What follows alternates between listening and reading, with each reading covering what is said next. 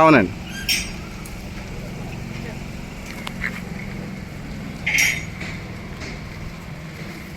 ఎందుకంటే చేసిన 4 సార్లుగా ఇంకా గుడి కూడా ఎందుకంటే ఇంకా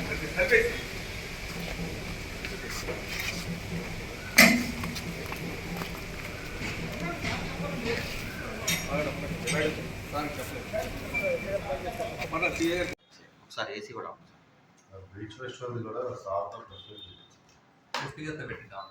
ఎస్పీ గారు కలెక్టర్ గారు జాయింట్ ప్రెస్ మీట్ అయితే ఇంకా బాగుంటుంది. Good afternoon to all media persons.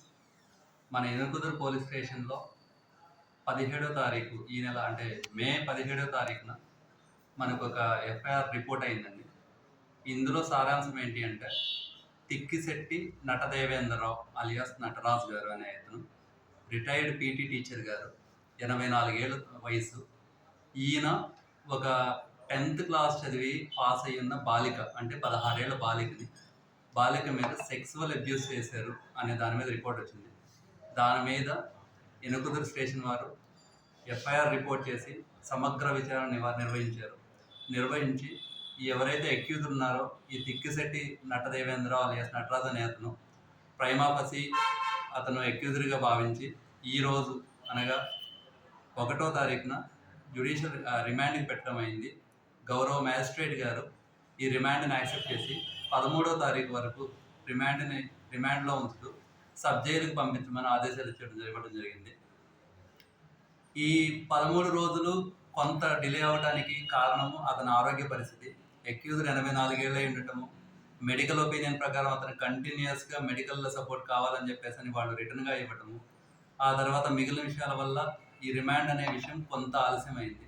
అయినప్పటికీ అల్టిమేట్గా ఏదైతే న్యాయం ఉందో అది చేయడానికి పోలీస్ శాఖ ఎప్పుడూ ప్రయత్నిస్తూనే ఉంటుంది.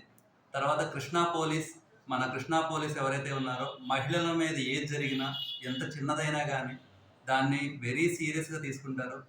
దాని గ్రావిటీని బట్టి రిమాండ్ పెట్టడమా లేకపోతే ఫర్దర్ ఇన్వెస్టిగేషన్ చేయటమా అని చెప్పేసి చేస్తూ ఉంటారు. సో మహిళలకు జరిగిన ఏదైనా కానీ సమగ్రంగా విచారణ జరుపుతాము. ఎస్పీ గారు, ఐజీ గారు అందరూ మాకు సపోర్ట్గా ఉన్నారు. ఈ విషయంలో ఎట్టి పరిస్థితుల్లో ఎవరైతే ముద్దాయినారో వాళ్ళని వదిలేది లేదు.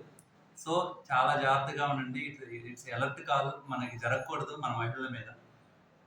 రెండో విషయం, సోషల్ మీడియా కూడా ఈ టైంలో నేను ఒక అప్పీల్ చేస్తున్నానండి. ప్రింట్ మీడియా ఏదైతే ఉందో అది రెస్పాన్సిబుల్గా ఉంటుంది, పోలీస్ స్టేషన్స్తో వెరిఫై చేసుకుంటుంది whether it is truth or not అనేది.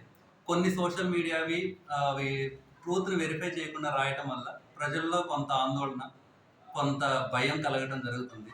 దయచేసి సోషల్ మీడియా పోర్టల్స్ ఎవరైతే ఉన్నారో వాళ్ళు కూడా ప్రింట్ మీడియాని, ఎలక్ట్రానిక్ మీడియాని ఫాలో అవుతూ ట్రూత్ని వెరిఫై చేసుకోండి. వెరిఫై చేసుకున్న తర్వాతే రాయండి. ఒకవేళ అలా కాని పక్షంలో లీగల్గా ఏవైతే ఉన్నాయో అవి కూడా మేము తీసుకోవడానికి సిద్ధంగా ఉన్నాము. సో దయచేసి అందరూ సహకరిస్తారని, మన మచిలీపట్నం ప్రజలకి, కృష్ణా డిస్ట్రిక్ట్ ప్రజలకి ఏదైతే నిజమో అదే తెలియజేస్తారని చెప్పేసి భావిస్తున్నాను. Thank you.